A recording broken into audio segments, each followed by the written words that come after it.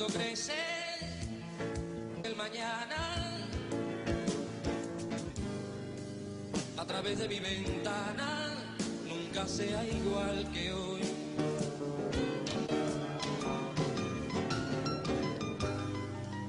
Creo en ti, lleno de contras en ti, que prenderse de tu mano, siempre creo en ti. Mirar creyendo en ti, creo en ti, como creo en Dios, que eres tú, que en ti revolución.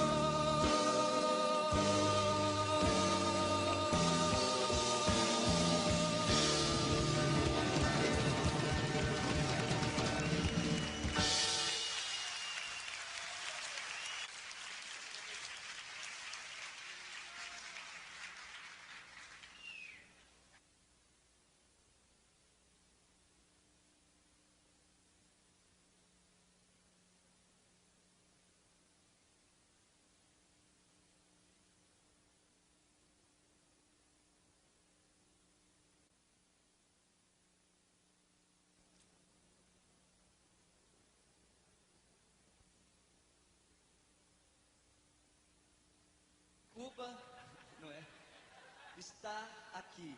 E eu quero aproveitar a alegria imensa que eu sinto em poder apresentar. Em nome da direção nacional do Partido dos Trabalhadores, eu gostaria de saudar todos os companheiros que comparecem a esse encontro. É bem possível que vocês estejam compreendendo já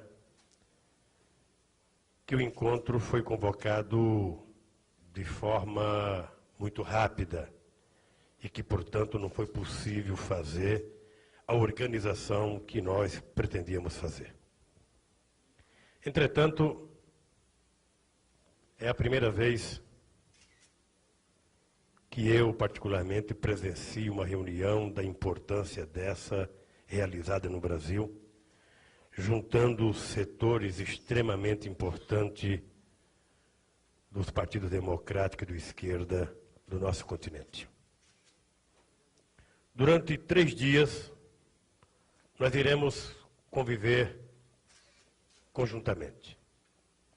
Iremos nos conhecer melhor. Iremos descobrir quais são as nossas divergências, quais são as nossas convergências, sobre temas considerados muito importantes e muito atuais para o nosso continente. Nós iremos discutir, como primeiro ponto, as alterações na ordem internacional e o seu significado para a América Latina e Caribe. Depois iremos discutir balanço das lutas pela democracia e pelo socialismo na América Latina e Caribe. Depois iremos discutir problemas estratégicos da luta pelo socialismo na América Latina e Caribe. Nós não pretendemos terminar esse encontro com soluções milagrosas para o nosso povo e para o nosso continente. O que nós queremos, na verdade, não é nem estabelecer uma fórmula mágica pela qual iremos encontrar uma solução final para esse encontro. O que nós queremos é estabelecer, em primeiro lugar, a oportunidade em que todos possam se expressar enquanto partido político, enquanto representantes de seus países. Em segundo lugar, quem sabe no dia a dia descobriremos a melhor fórmula pela qual iremos tirar algumas conclusões para que possa nortear daqui para frente a atuação dos setores da esquerda da América Latina e do Caribe. Vocês sabem que nós, do Partido dos Trabalhadores, prezamos muito esse encontro e, muito mais do que isso, prezamos muito a esquerda latino-americana. Por mais que todos nós, ao longo da nossa existência, tenhamos cometido equívocos, tenhamos cometido erros. A verdade é que todos nós que pertencemos à esquerda da América Latina e do Caribe somos responsáveis pelo pouco de democracia que existe em nossos países. Eu espero que esta reunião sirva para estreitar os laços de amizade não apenas entre o PT e os outros partidos irmãos, mas para estreitar os laços de amizade entre todos nós, para que possamos sair daqui nos conhecendo melhor, afinados com posições de defesa dos interesses do povo que nós representamos, e para isso vai precisar muito desprendimento de cada um de nós e, por que não dizer, muito cumprimento de horário a partir desta hora. Eu penso que a partir de agora nós não poderemos mais atrasar 1 minuto em cada sessão. É importante que sejamos rígidos no cumprimento do horário, porque estamos fazendo a abertura exatamente com 1 hora de atraso, e isso poderá custar 1 hora de sono mais tarde, quando chegar o final do dia. Aqui na mesa nós temos o companheiro Marco Aurélio Garcia, que é o companheiro da Secretaria de Relações Internacionais. O companheiro João Machado, também da Executiva Nacional do Partido, companheiro também da Secretaria de Relações Internacionais. O companheiro José Dirceu, companheiro secretário-geral do Partido dos Trabalhadores, e o companheiro Luiz Guxiguem, que era o presidente até o último encontro, hoje é o primeiro vice-presidente do partido. Eu agora declaro abertos os trabalhos desse encontro e passo a palavra ao companheiro Marco Aurélio, para que ele possa encaminhar a forma prática dos nossos trabalhos. Boa sorte a todos nós e esperamos sair daqui mais preparados do que entramos.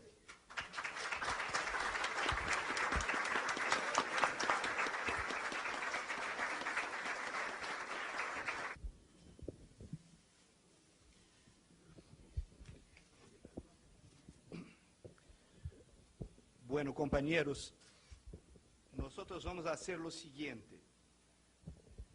Vamos, en primer término, leer el nombre de los delegados aquí presentes y pedimos a todos que sean llamados que se paren para que puedan ser reconocidos por los demás integrantes de la reunión.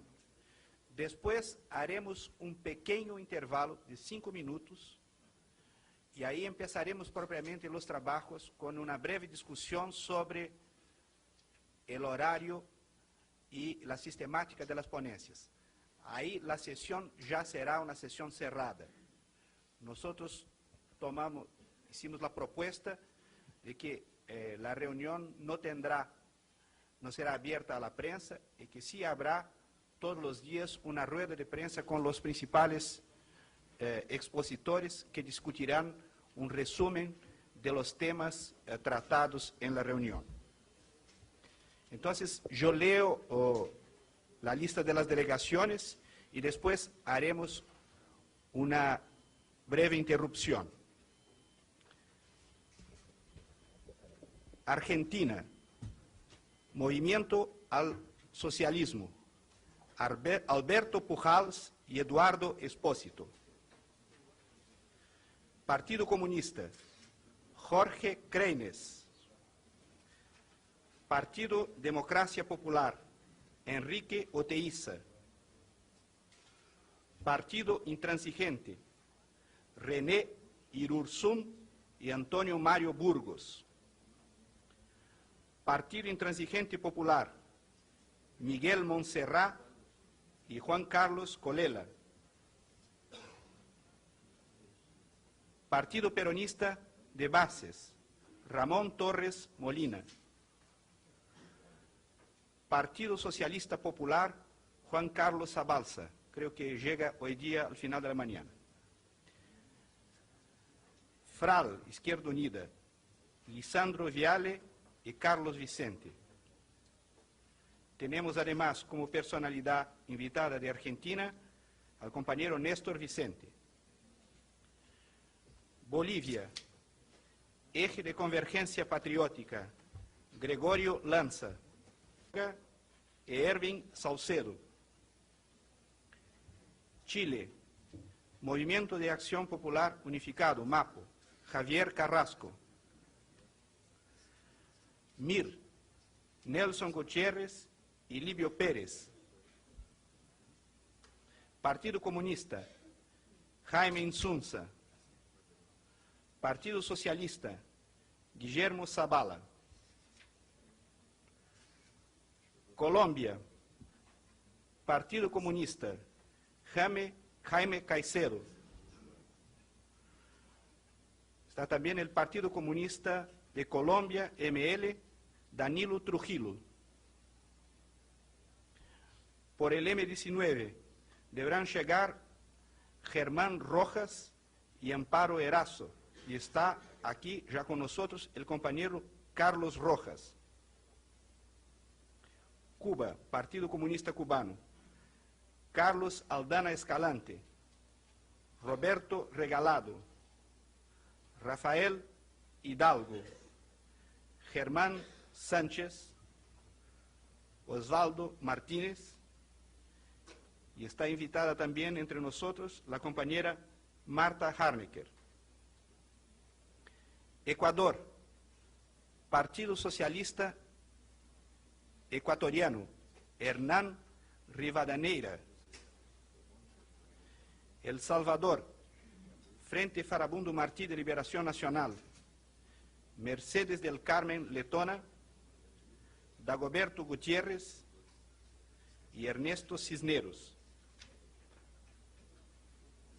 México, Partido de la Revolución Democrática, Gilberto Rincón Gallardo. Partido Revolucionario de los Trabajadores, Sergio Rodríguez. Partido Popular Socialista, Sergio Quiroga Miranda, Modesto Cárdenas. Perú, por la Izquierda Unida, está el compañero Henry Piz, el compañero Javier Díaz Canseco, que también está en representación del Partido de Unificación Mariateguista, y el compañero Luis Pando, por la Izquierda Unida. Partido de los Trabajadores, Jorge Villarán Guerrero. Por el Partido Unificado Mariateguista está la compañera Liliana Panizo. Unidad Democrática Popular, Cecilia Oviedo y José Carlos Bayón. Paraguay, Partido Democrático Popular, Víctor Barreiro y Cayetano Quattrochi.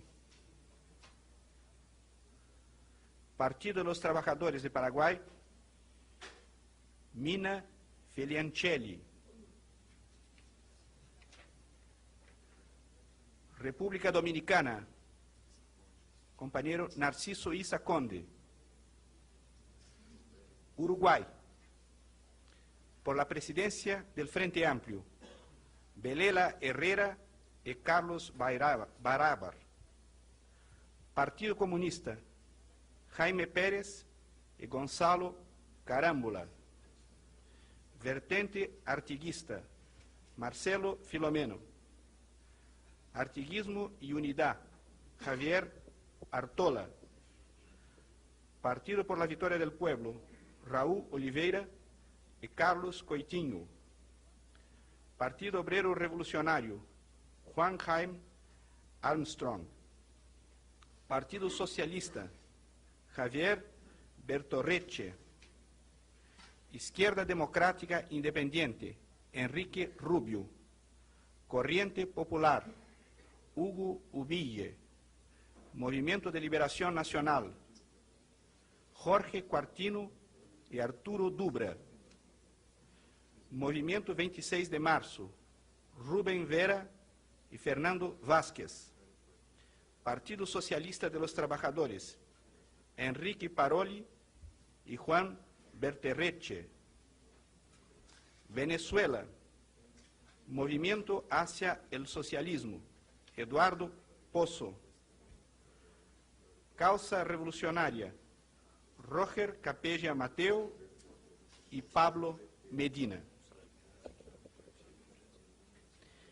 É importante observar que todas as organizações mencionadas de Uruguai são integrantes del Frente Amplio. Queríamos registrar finalmente que foram invitados de Brasil o Partido Comunista Brasileño, que está representado aqui por Eduardo Rocha, e o Partido Comunista do Brasil, representado por Fernando Pupo. Foram invitados também o Partido Socialista Brasileño, o Partido Democrático Trabalhista e o Partido Verde. Está presente também, como invitado, como personalidade de Brasil, o companheiro Jacó Gorender.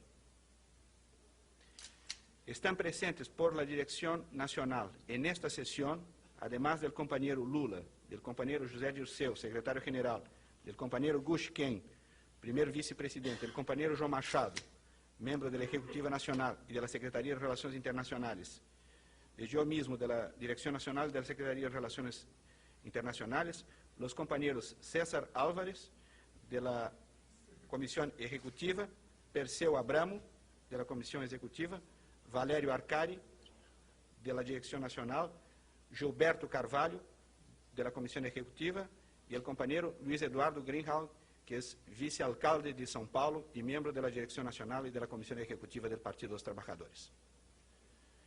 En la medida que lleguen otras delegaciones, nosotros iremos, en lo sucesivo, comunicando a los presentes su presencia acá. Entonces, era eso lo que queríamos anunciar, y pedimos entonces una breve interrupción de 5 o 10 minutos, y empezaremos inmediatamente con la discusión de la tabla, solamente con los delegados aquí presentes. Muchas gracias.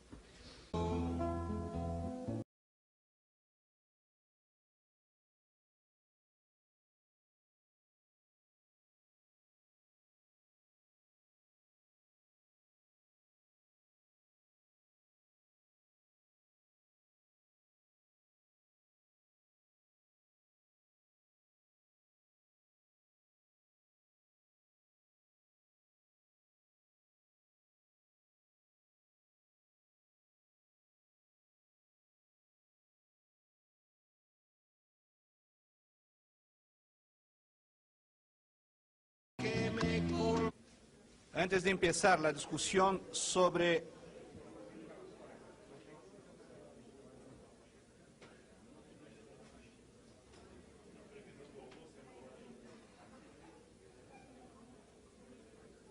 de la propuesta de organización del seminario, yo quisiera leerles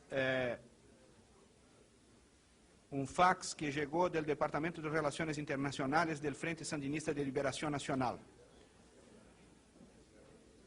Compañero Luis Inácio Lula da Silva, Partido de los Trabajadores. Compañero, lamentando la imposibilidad de nuestra asistencia al encuentro de partidos y organizaciones de izquierda de América Latina y el Caribe, deseamos que la conclusión de este encuentro se traduzca en un mayor fortalecimiento y unidad de acción de los pueblos latinoamericanos. Les reiteramos la voluntad expresa de estrechar aún más las relaciones partidarias, augurándoles exitosos resultados que permitan hacer efectiva la convergencia de todas las fuerzas de izquierda por encontrar las coincidencias que nos permitan tener una actuación unitaria para enfrentar los desafíos que nos impone la presente década. Reciban nuestros saludos extensivos a todos los delegados al encuentro y a las organizaciones y partidos que cada uno representa. Fraternalmente, José Passos Marciac, vicejefe del Departamento de Relaciones Internacionales del Frente Sandinista de Liberación Nacional.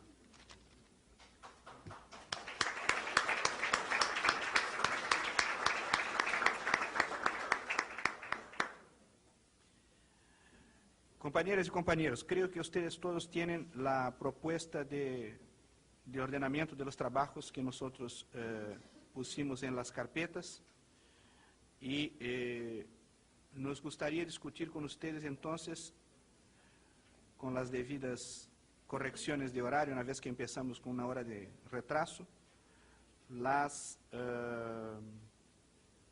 propuesta que aquí está.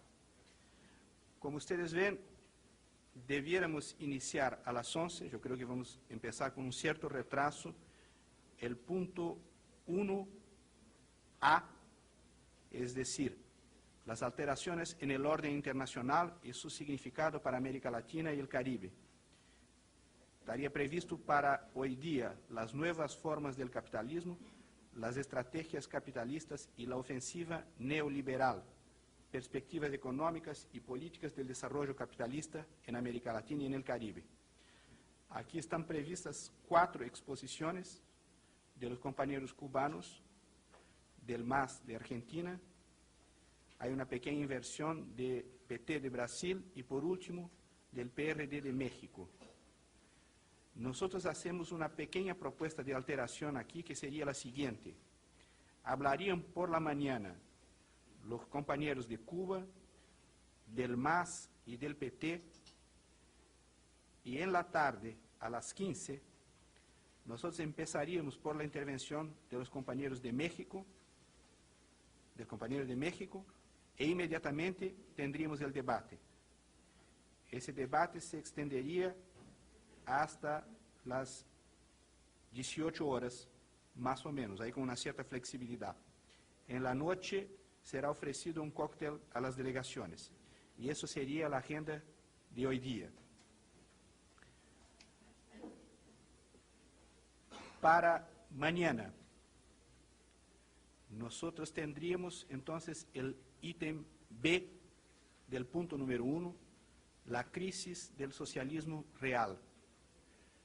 Están previstas 4 exposiciones del Partido Socialista de Chile, del PT de Brasil, del Partido Comunista de República Dominicana y del Frente de El Salvador.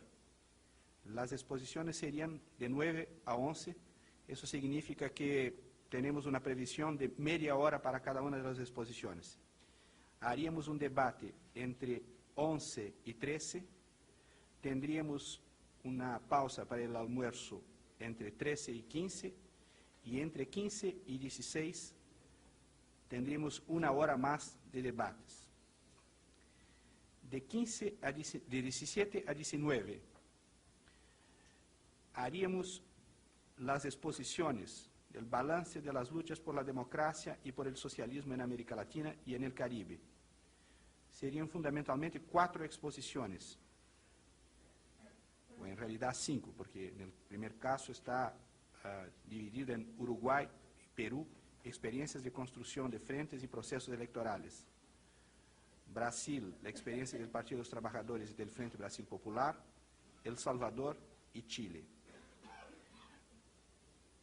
Aquí están los expositores previstos, un compañero del Frente Amplio, un compañero de la Izquierda Unida, un compañero del PT de Brasil, un compañero del Frente de El Salvador y un compañero del MIR de Chile.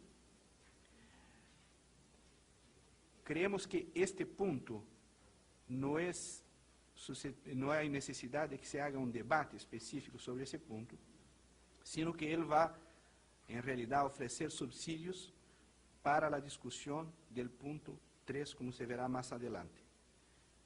La cena sería a las 19:30 y a las 21 está previsto entonces el comienzo del punto 3, problemas estratégicos de la lucha por el socialismo en América Latina y en el Caribe, y tendríamos la discusión del caso de Cuba, revolución y construcción del socialismo, con una exposición y debate, y con eso tendríamos el debate toda la noche.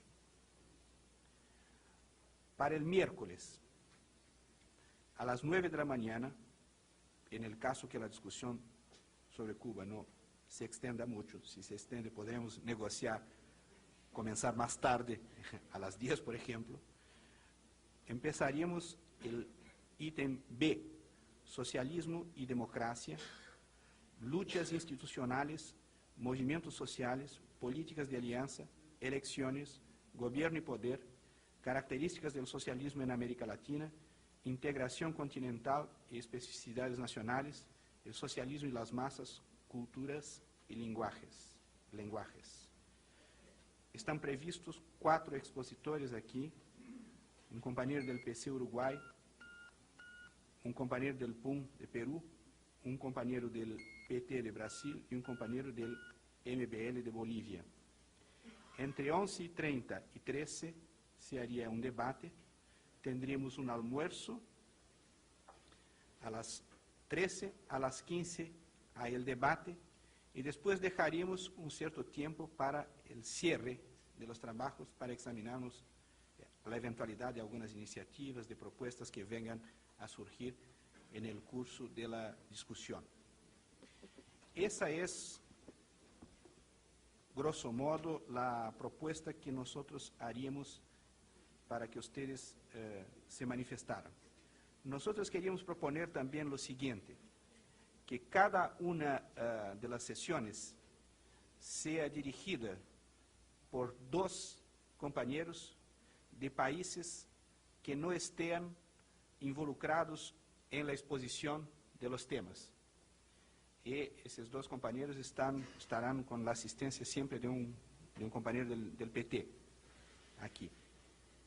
Y proponemos también, como regla, que las exposiciones tengan un plazo de duración de media hora y que las intervenciones del debate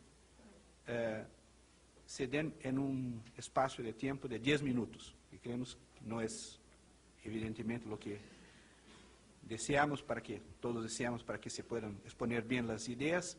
Sin embargo, teniendo en cuenta la gran presencia de delegados, nos parece que es una medida justa para encontrar equilibrio de tiempo, compatibilizando con el número elevado de delegados.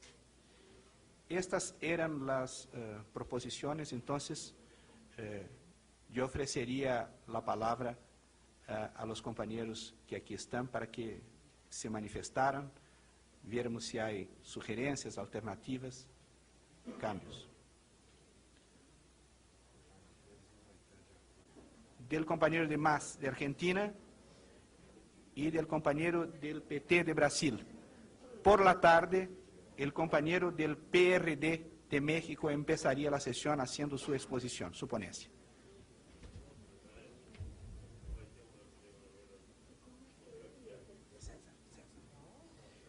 Yo invito el compañero César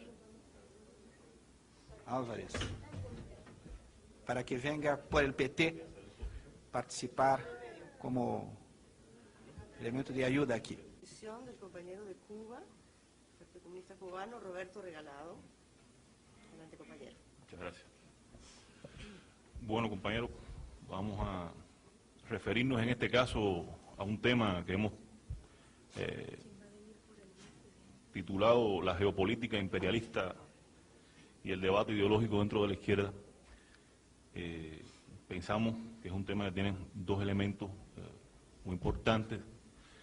Desde un punto de vista, es una cuestión política que pensamos tiene una gran actualidad en este momento, pero al mismo tiempo, lo cual afecta en este caso la exposición que hagamos acá, al mismo tiempo para su desarrollo, en realidad habría necesidad de entrar, para poder fundamentar nosotros, explicar bien lo que queremos decir, tendríamos que entrar en una fundamentación de carácter quizás un poco técnico, lo cual nos va a ser imposible en el desarrollo de esta exposición por la brevedad del tiempo a la cual tenemos que someternos. Traemos una versión escrita del documento que los compañeros que tengan interés en recibirlo, estamos seguros que habrá alguna posibilidad de reproducción.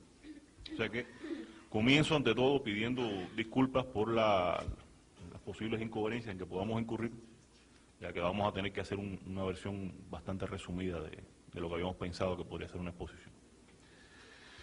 Bueno, las transformaciones que se producen en la política interna y exterior de la Unión Soviética, así como el desmantelamiento del sistema socialista en la mayoría de los países de Europa Oriental, agudizan la complejidad del análisis y del debate político e ideológico sobre la estrategia y la táctica de la izquierda y del movimiento popular en América Latina y el Caribe. Porque destruyen mitos, fórmulas y referentes que en mayor o menor medida, en una dirección o en otra, condicionaban su actuación y su visión de futuro. A las dificultades naturales que influyen en la labor de creación teórica y práctica de la izquierda y del movimiento popular, se adiciona la campaña ideológica del imperialismo y la reacción, destinada a crear confusión, generar contradicciones y a estimular la adopción de objetivos, estrategias y tácticas erróneas. La propaganda de los Estados Unidos y de otras potencias capitalistas desarrolladas es actualmente un instrumento refinado que en ocasiones plantea verdades a medias o señala deficiencias reales de los países socialistas y de la izquierda para derivar conclusiones distorsionadas sobre la naturaleza y las perspectivas del socialismo. El problema es, por consiguiente, cómo pueden los países socialistas, la izquierda y el movimiento popular desarrollar su trascendental debate político e ideológico de una manera objetiva, o sea, no echarle la culpa al imperialismo o utilizar su campaña ideológica para soslayar, esconder y justificar las deficiencias propias, y al mismo tiempo tampoco caer en la ingenuidad de permitir a ese imperialismo imponer las reglas del juego que predeterminen los resultados de su labor creativa, teórica y práctica. Estas líneas no tienen pretensiones de dar respuesta a los problemas actualmente analizados y debatidos por la izquierda y el movimiento popular. Su propósito solo es llamar la atención sobre la diferencia entre los verdaderos objetivos de la política del imperialismo y las justificaciones que éste utiliza para legitimarlos. Estos dos elementos, muy diferentes entre sí, tienden a veces a confundirse. Estas opiniones no tienen ni remotamente la pretensión de constituir una evaluación del desarrollo de las luchas revolucionarias en los países que mencionamos. Una tarea de tal envergadura requeriría analizar otros ángulos de la realidad nacional e internacional que confluyen en cada uno de estos procesos. Por otra parte, intentar un juicio de esa naturaleza sería presuntuoso, pues ello le corresponde en primera instancia a los pueblos y a la izquierda y al movimiento popular de esas naciones. Sin embargo, este trabajo sí se propone destacar los ejemplos más sobresalientes de la forma en que los Estados Unidos imponen sus intereses geopolíticos, para lo cual resulta obligado a hacer referencias a realidades nacionales. En la geopolítica norteamericana, y dentro de ella, en la guerra de baja intensidad, hay dos categorías de valores diferentes, pero que se prestan a confusión precisamente porque esa es la intención de los círculos de poder de los Estados Unidos. Una categoría de valores está compuesta por los verdaderos intereses y objetivos que ese país se propone alcanzar con la política, y la otra está integrada por los supuestos valores éticos, morales, políticos u otros con los que ésta se justifica. La relación existente entre ambas es puramente instrumental. La primera es parte esencial de la formulación de la política, mientras que la segunda, al igual que otros muchos elementos técnicos y operativos de implementación, es solo un accesorio intercambiable y desechable. Uno de los elementos principales de la guerra de baja intensidad es la utilización de las más modernas técnicas de propaganda y relaciones públicas para construir y difundir un escenario y códigos de valores justificativos de la agresión al enemigo. La interrelación entre las agresiones de los Estados Unidos contra Nicaragua y el proceso de negociaciones centroamericanas es un ejemplo digno de estudio de la aplicación de la guerra de baja intensidad y su sistema de doble moral, especialmente por el elaborado proceso de articulación y justificación de esta política, por la construcción de escenarios unilateralmente favorables a los Estados Unidos y por la conformación de simetrías negociadoras a su antojo. El eje de la política centroamericana de los Estados Unidos durante la administración Reagan fue la utilización de la llamada amenaza creíble de intervención militar directa, principalmente contra Nicaragua, aunque también en el caso de El Salvador. La amenaza creíble de invasión directa contra Nicaragua se convirtió en el mal mayor frente al cual era necesario movilizar a todas las fuerzas, lo que por supuesto dejaba en un segundo plano a la llamada guerra encubierta y a otras formas de agresión indirecta. De esta manera se logró acostumbrar a la opinión pública nacional e internacional, e incluso a sus propias víctimas, a que la agresión indirecta era el mal menor que llega incluso a convertirse en intolerable. El elemento realmente maquiavélico de la guerra de baja intensidad es la contradicción virtualmente ineludible en la que intenta colocar al enemigo dentro del proceso de negociaciones. Las concesiones exigidas por el gobierno norteamericano para abstenerse de continuar o incrementar la agresión contra Nicaragua eran de tal naturaleza que distanciaban al Frente Sandinista de su base de apoyo popular, en las cuales radica su fuerza principal y su capacidad de enfrentar y derrotar al agresor. A través del esquema de guerra y negociaciones, los Estados Unidos fueron forzando al gobierno sandinista a adoptar progresivamente medidas orientadas a preservar y ampliar sus espacios políticos internacionales, cuya contrapartida eran los costos políticos internos que erosionaban las bases de sustentación del poder revolucionario. Es así como se llega a una situación en la cual para los Estados Unidos las elecciones verdaderamente libres y democráticas, entre comillas, fueron las realizadas en medio de una guerra de más de 10 años de duración, con una crisis económica agravada por el boicot económico, con una oposición organizada, financiada y dirigida por la Embajada norteamericana, con reglas electorales impuestas y monitoreadas por los Estados Unidos, con un frente sandinista que enfrentaba los costos políticos del modelo de negociaciones de la guerra de baja intensidad y con la espada de Damocles sobre el pueblo nicaragüense de que en caso de triunfar el frente sandinista, la agresión continuaría. Los casos de El Salvador y Guatemala han recibido relativamente una menor cobertura propagandística internacional que el de Nicaragua, debido a que los intereses de los Estados Unidos y la ubicación de sus aliados locales están en una posición inversa. O sea, los intereses norteamericanos se encuentran protegidos por estados contrainsurgentes amenazados por fuerzas revolucionarias. Los casos de El Salvador y Guatemala ocuparon, por consiguiente, una posición muy distinta en todo lo que fue el llamado proceso de negociaciones centroamericanas. Es decir, Estados Unidos buscó colocarse y colocar a sus aliados en una posición unilateralmente ventajosa, en la cual estos gobiernos, estos estados contrainsurgentes, no fuesen objeto o tuviesen la obligación de cumplir compromisos que limitasen el margen de maniobra de estos gobiernos. Es decir, en otras palabras, Estados Unidos no en ningún momento buscó que el proceso de negociaciones centroamericanas fuese un proceso igual para todos los factores en que intervenían. Trató de que en el caso del gobierno del Frente Sandinista de Liberación Nacional recayera sobre él todo tipo de compromisos, de acuerdos que restringiese sus posibilidades de maniobras políticas, militares, etcétera. Mientras que, de la misma manera, quería que el régimen de Duarte, primero Cristiano y después, y en el caso de Guatemala, el gobierno de Cerezo, no se viesen afectados por los compromisos del proceso negociador. De esta manera, evoluciona en esa dirección las negociaciones centroamericanas hasta que efectivamente, a partir de los acuerdos de Tela, se logra afianzar la unilateralidad de los compromisos a ser adoptados, es decir, solamente eran para ser cumplidos por el caso de Nicaragua, y es a partir de ese momento donde los Estados Unidos comienzan a aceptar que se trate, de la manera conveniente a ellos, por supuesto, los temas de El Salvador y Guatemala. En este caso, como ya no existía el peligro de que los gobiernos de sus países fuesen afectados por compromiso, comienzan ellos entonces a incluir estos dos temas, de manera que quedase reflejado en los documentos elementos adversos para los intereses del FMLN y de la URNG, así como también dejar reflejados elementos que sirviesen de precedente a pronunciamientos negativos en torno a determinadas tácticas y estrategias del movimiento revolucionario. Por otra parte, Panamá es la muestra de cómo un proceso político que no puede confundirse con el comunismo, el socialismo o la revolución se convierte en enemigo del interés y de la seguridad nacional de los Estados Unidos, en este caso no por amenazar la reproducción del sistema capitalista, sino por violar el otro principio básico, o sea, no garantizar su subordinación a los intereses geopolíticos imperialistas.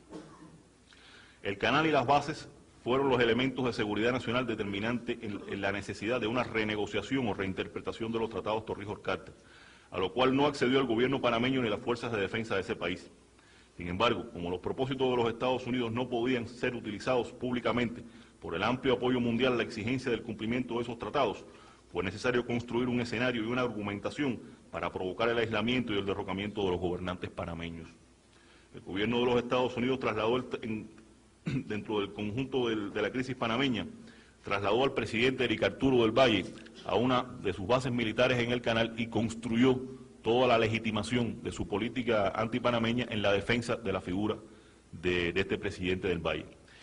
Esto yo creo que es un ejemplo muy, muy curioso que vale la pena que nos detengamos unos instantes, por cuanto, si ustedes recuerdan, el presidente del Valle había llegado a la primera magistratura de la nación panameña en circunstancias también cuestionadas por los Estados Unidos, es decir, había habido una desavenencia interna dentro del gobierno panameño y su predecesor, el presidente que había sido electo en los comicios anteriores, fue desplazado del poder y Eric Arturo del Valle asume la presidencia de Panamá. O sea que fue una figura cuestionada, fue considerado ilegítimo, fue atacado por el gobierno de los Estados Unidos durante mucho tiempo.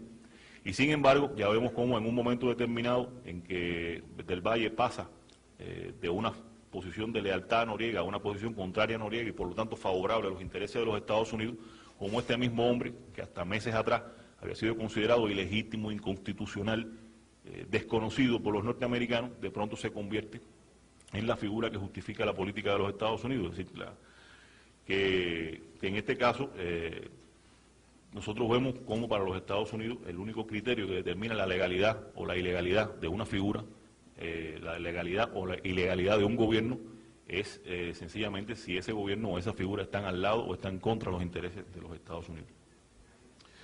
Con respecto a esto, las elecciones panameñas del 7 de mayo de 1989, al margen de la correlación de fuerzas políticas que hayan reflejado, merecen ser estudiadas como precedente del incremento del injerencismo de los Estados Unidos en los asuntos internos de un país.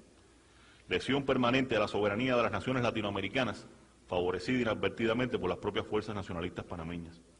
Esta no es una opinión contraria a los sistemas electorales, a las elecciones o a los observadores internacionales, sino una alerta en contra de permitir a los Estados Unidos insertar esas elecciones y esos observadores internacionales como meros instrumentos dentro de su esquema de baja intensidad.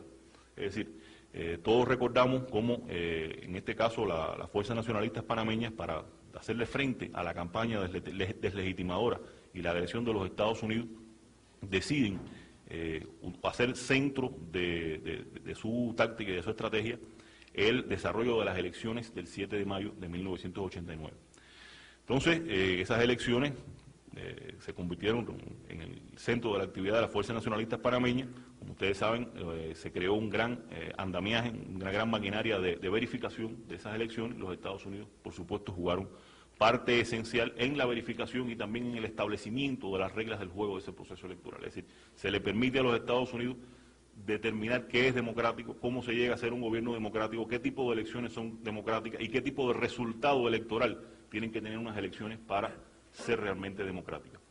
Por supuesto, nosotros utilizamos este ejemplo acá como uno de los ejemplos, valga la redundancia, de lo que este trabajo pretende demostrar. Es decir, que no se puede confundir la esencia de la política de los Estados Unidos con la forma que se utiliza para justificarla. Nosotros no podemos construir una estrategia para derrotar esa política si realmente tomamos o asumimos que los argumentos con los cuales se justifica son realmente la esencia. Porque los amigos panameños podían haber triunfado en las elecciones del 7 de mayo y sin embargo hubiesen seguido siendo un gobierno ilegítimo para los Estados Unidos. Los compañeros del Frente Sandinista podían haber triunfado en las elecciones del 25 de febrero de 1990 y hubiesen seguido siendo un gobierno ilegítimo para los Estados Unidos, al igual que lo fueron las elecciones de noviembre del 84, en lo que el Frente Sandinista de Liberación Nacional triunfó con el 67,5% del voto popular. Es decir, los Estados Unidos no están buscando democracia, sino un tipo de democracia en la cual sus aliados dependientes son los que triunfan. Con respecto al caso de Cuba, podemos señalar que el triunfo, consolidación y desarrollo de la Revolución Cubana es uno de los desafíos cualitativamente superiores en la escala de valores de la geopolítica de los Estados Unidos, pues constituye una posición avanzada, entre comillas, del enemigo, también entre comillas, cerca de sus costas, ubicada en su traspatio tradicional de la cuenca del Caribe y con el potencial de servir de puente a los nuevos avances del comunismo en el hemisferio. La política anticubana de aislamiento y destrucción se ha mantenido inalterable durante todo este periodo ya superior a los 30 años. No obstante, los métodos y los grados de intensidad, así como las justificaciones utilizadas para darle legitimidad, se adecúan a la cambiante coyuntura internacional. En dependencia de las circunstancias y de los intereses de los Estados Unidos, la justificación de la política agresiva fluctúa entre su displicencia con la política interna cubana y la intolerancia con elementos de su política exterior, como son la ayuda internacionalista a países de África y la solidaridad con los movimientos revolucionarios de América Latina. Por momentos, el gobierno de los Estados Unidos parece querer dar a entender que a cambio de concesiones de Cuba en su política internacionalista, estaría dispuesto a respetar su sistema político interno, mientras que en otros momentos prioriza sus pretensiones de cambiar el ordenamiento político, jurídico, económico y social de nuestro país. El modelo de guerra de baja intensidad aplicado contra Cuba está actualizado para sacar el máximo provecho de la presente coyuntura internacional. Se propone utilizar los trastornos internos que afectan a la Unión Soviética y el desmantelamiento del socialismo en la mayoría de los países de Europa Oriental para promover el estrangulamiento de la Revolución Cubana a través del cese de sus suministros militares y de la interrupción de sus relaciones económicas, comerciales y financieras con estas naciones. Además está decir que las presiones en ese sentido, se han ejercido contra la Unión Soviética, han sido dignamente rechazadas por el hermano gobierno soviético. Además de la legislación y de las presiones destinadas a evitar que Cuba pueda reorientar hacia otras áreas sus relaciones económicas y comerciales para compensar la erosión de sus intercambios con Europa Oriental, la campaña propagandística internacional también está concebida en otra dirección, pues ya no solo se plantea el objetivo tradicional de legitimar la política de agresiones a través de las acusaciones de falta de democracia, violaciones de derechos humanos y otras, sino también presentar la imagen de una Cuba obsoleta y estancada que sufre una crisis terminal, como último bastión de un modelo de sociedad a punto de extinción. Un país en tales condiciones no es, por supuesto, un socio comercial confiable, ni tampoco debe inspirar solidaridad frente a las agresiones de los Estados Unidos. Otra dimensión de la política hostil es fomentar una imagen negativa de Cuba en los sectores populares de América Latina y el Caribe, así como en las organizaciones y partidos políticos revolucionarios, progresistas y de izquierda, para promover un distanciamiento de sus luchas por transformaciones sociales profundas. Entre otras formas de intentar fomentar una erosión interna, el modelo de baja intensidad se plantea utilizar la guerra radioelectrónica y televisiva para promover y estimular una insatisfacción popular sustentada en las dificultades económicas del país, agudizadas por los años de bloqueo económico, así como intentar provocar una diferenciación generacional que repercuta en un cambio de rumbo perspectivo. Sin embargo, los llamados disidentes y las organizaciones de derechos humanos no son un componente interno efectivo del modelo de guerra de baja intensidad que se aplica contra Cuba, pues el gobierno norteamericano está consciente del carácter popular del proceso revolucionario cubano y del anacronismo que estas formaciones que carecen de posibilidades de masificación. Por lo tanto, estos instrumentos solo juegan el papel de mantener una presencia mínima interna para garantizar una base de sustentación de la campaña internacional orquestada en la Comisión de Derechos Humanos de Ginebra y otros foros internacionales. Cuba elabora actualmente su propia agenda para la evolución y la rectificación de sus errores. No es posible aceptar la agenda planteada por el gobierno de los Estados Unidos con sus escenarios y valores, pues esta solo es el componente intercambiable y desechable que en estos momentos se está utilizando para justificar y encauzar su permanente hostilidad política, que no se fundamenta en consideraciones éticas ni morales. Esta hostilidad descarnadamente busca cumplir su propósito geopolítico, destruir a la revolución cubana porque la considera una amenaza para su seguridad nacional. Compañeros, tratando un poco de resumir las ideas que de manera quizás algo incoherente hemos expresado, queremos señalar que dentro de la complejidad del debate político e ideológico actual proliferan muchas hipótesis que abordan desde los problemas más generales de carácter universal hasta asuntos muy concretos de la vida cotidiana de nuestros pueblos. Que dentro de ello es preocupante constatar cómo muchas hipótesis ignoran la vigencia total de la naturaleza agresiva del imperialismo, mientras otras están influidas por criterios geopolíticos que dimanan de ese imperialismo. Entre estas hipótesis se escucha que la teoría leninista del imperialismo está superada, que ambos sistemas sociales evolucionan hacia una convergencia, que el gobierno de los Estados Unidos mantiene actualmente una posición constructiva y de cooperación en los asuntos mundiales y regionales, que es imposible para las fuerzas de izquierda enfrentarse exitosamente al imperialismo y la reacción, y que las luchas nacionales y de clase colocan a la humanidad en peligro de una guerra nuclear. En la discusión de asuntos más concretos se observa a veces la tendencia explícita o implícita de aceptar o tolerar la acepción impuesta por los Estados Unidos sobre el concepto de democracia, el culto de los valores, las bondades y la influencia del capitalismo, la transigencia frente a los intentos de presentar el sistema electoral burgués, independientemente de las condiciones en que se le utilice, como elemento de legitimación de gobiernos contrainsurgentes y otras. Dentro de todo este contexto mundial, el debate de la izquierda latinoamericana y caribeña es legítimo, necesario e impostergable. Sin embargo, la ofensiva ideológica del imperialismo y la reacción es un elemento ajeno y artificial que trata de incidir en este debate para desvirtuar su contenido. Es preciso basar estos análisis en valores propios, lo cual no significa que esta frase sea un recurso para referirnos a mitos o recetas. Muchos valores tendrán que ser reconstruidos o simplemente construidos. Existe una diferencia muy marcada entre los objetivos de la política del imperialismo y los escenarios y códigos de valores construidos para legitimar esa política y para tratar de colocarse por encima de los acontecimientos mundiales.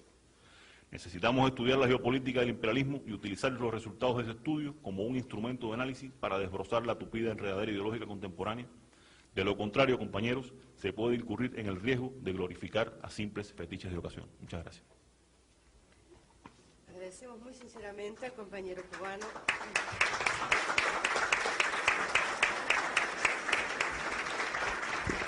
Su brillante compañero del PT que vendrá en estos momentos o entrará a la sala la televisión para sacar algunas tomas que estén advertidos. Mientras tanto, llamamos para su segunda exposición al compañero del MAS de Argentina y querríamos salvar una omisión que un poco por el nerviosismo no omitimos, si cabe la redundancia, mencionar antes del comienzo de la primera intervención. Nuestro profundo agradecimiento a los organizadores de este encuentro, a la gente del PT de Brasil, por habernos permitido estar presentes en este momento en nuestra América Latina, en un evento de tanta importancia, en el cual hemos puesto tantas esperanzas para el enriquecimiento de nuestras creencias, de nuestra militancia. Mucho gusto. Así que, en nombre de la dirección del Movimiento al Socialismo, saludar a todas las delegaciones presentes. No las voy a nombrar una por una porque si no perderíamos un tiempo enorme. Y muy particularmente a los compañeros, a la dirección del Partido de los Trabajadores del Brasil, que tuvo la iniciativa de citar esta reunión, porque creemos que abre un amplio camino para debatir, discutir y, por qué no, confrontar ideas y posiciones y caracterizaciones sobre la situación mundial y cada uno de nuestros países. Y esa iniciativa tiene una enorme importancia. De ahí nuestro agradecimiento y nuestro saludo muy particular a los compañeros del PT.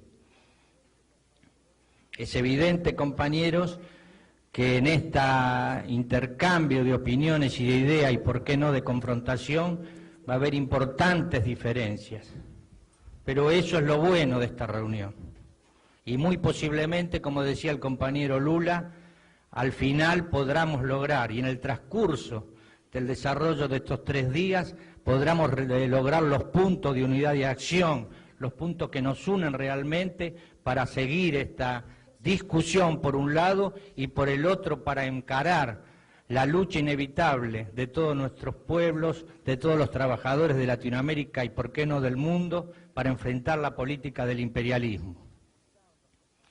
Para ajustarnos, compañeros, estrictamente, o tratar de ajustarnos estrictamente al horario que los compañeros organizadores nos han planteado, voy a leer la exposición, tratando de no variar para nada el tiempo designado. Bueno, compañeros, para nosotros tenemos que discutir los cambios en el orden imperialista, empezando por contestar una pregunta que es clave. Después de los últimos hechos a nivel mundial, ¿el imperialismo está más fuerte o más débil? ¿Quién está a la ofensiva? ¿El imperialismo o las masas trabajadoras de todo el mundo?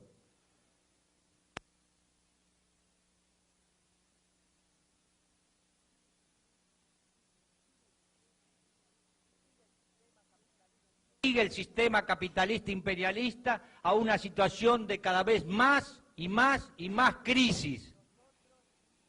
Nosotros somos categóricos, al revés de algunas corrientes que dicen que los acontecimientos de este año permitieron una nueva ofensiva imperialista y un debilitamiento del socialismo. Afirmamos que los trabajadores y las masas explotadas del mundo están cada vez más fuertes y que el imperialismo está cada vez más debilitado.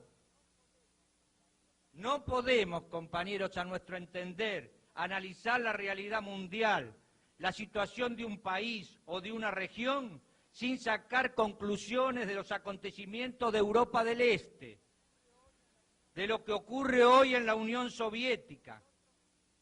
Nosotros decimos que los procesos que conmueven hoy a la URSS y al este de Europa son acontecimientos revolucionarios, los más grandes de esta segunda mitad del siglo.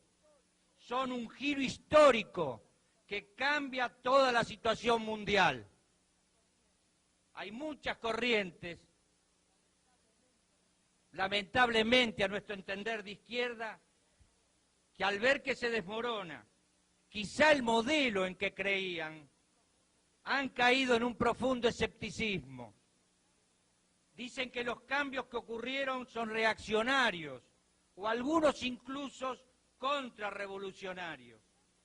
Dicen que estos cambios están yendo en contra del socialismo, que caminan hacia la restauración capitalista y que permiten al imperialismo desarrollar una nueva ofensiva en contra de los trabajadores y los pueblos del mundo, postergando para un futuro muy lejano el socialismo. Nosotros tenemos la opinión opuesta. Para empezar, compañeros, estos acontecimientos los vemos con gran entusiasmo, porque sabemos que lo que han caído en el este y en la URSS no ha sido el socialismo, sino el modelo fracasado llamado socialismo en un solo país, degenerado por dictaduras burocráticas de partido único. Ha caído ese modelo que ha llamado, o que se le ha llamado, socialismo real, y que nosotros los trotskistas siempre hemos denominado estalinismo. Para nosotros, el derrumbe de estos regímenes significa un colosal cambio revolucionario, una inmensa victoria de las masas, que pone cada vez más como perspectiva y tarea presente el triunfo de la revolución socialista en cada uno de los países y en el mundo entero. ¿Por qué pensamos así? En primer lugar, porque ha sido el movimiento obrero y las masas, con su movilización revolucionaria, el que ha producido esos cambios. Fueron las masas las que derribaron el muro de Berlín, y lo hicieron en contra de la voluntad de los Honecker, de los Gorbachov, pero también de los Bush, de los Kohl, de la Thatcher o Mitterrand. Todos ellos enemigos declarados de la reunificación alemana. Fueron las masas las que derribaron a la dictadura militar en Polonia y al régimen de Ceausescu en Rumania. Fueron las grandes huelgas obreras, la rebelión de las nacionalidades y las movilizaciones democráticas que terminaron con el régimen estalinista en la URSS. Mientras Bush se une a Gorbachov para contraponerse a las justas aspiraciones a la independencia del pueblo lituano, podemos decir que lo mismo ocurre en cualquier otro proceso de Europa del Este. En segundo lugar, porque el resultado de estas revoluciones han sido la conquista de amplias libertades democráticas para la clase obrera y los pueblos.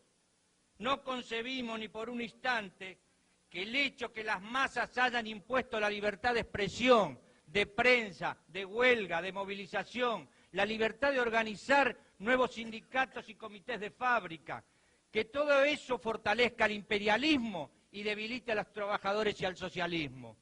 Eso es lo opuesto. Cuando más libertades conquistan las masas, más fuerte se hace la lucha contra el imperialismo y la burocracia, la lucha por el socialismo. El tercer motivo por el que consideramos revolucionarios los hechos del este de Europa es la verificación de que los trabajadores, además de que lucharan por esas libertades, también se movilizaron en contra de los privilegios burocráticos millonarios, contra un Honecker que tenía una fortuna de millares y millares de dólares, o contra Ceausescu que tenía canillas de oro en los baños de sus casas. La prensa burguesa más lúcida señala, muy preocupada, que las masas de estos países están impregnadas de un igualitarismo feroz, que muy difícilmente se va a transformar en amor por algún millonario capitalista. El propio Gorbachov se queja de que el odio a los privilegiados se ha convertido en un inmenso obstáculo para los intentos de reformas económicas, las que precisamente llevarían la desigualdad y los males del capitalismo a las masas soviéticas. El cuarto motivo, el más importante quizás, es que vemos a los trabajadores de los estados obreros, igual que del resto del mundo, luchando por mejoras de sueldo y mejores condiciones de vida y de trabajo. Muchas veces ellos confunden esa mejoría con sus condiciones de vida con la economía de mercado, porque quieren lograr el nivel de vida que conquistaron sus hermanos de clase en los países imperialistas. Pero su lucha, objetivamente, va directamente contra cualquier intento de restauración del capitalismo, porque esa restauración solo se podrá realizar hundiendo los estados obreros y sus pueblos en la misma crisis y miseria, en la misma que sufren hoy las masas trabajadoras de Latinoamérica y de todos los países atrasados. Por todos estos motivos es que afirmamos que los hechos del Este no van a favor del capitalismo, sino por el contrario, van en su contra. Es por todo esto que afirmamos que estos hechos son un colosal avance de la revolución socialista. Hay compañeros que nos contestan diciendo que los triunfos democráticos de las revoluciones en los estados obreros ha llevado a gobiernos agentes del imperialismo y partidarios de la restauración capitalista. Este hecho es cierto, no nos debe confundir, es un hecho cierto que no nos debe confundir. En Latinoamérica la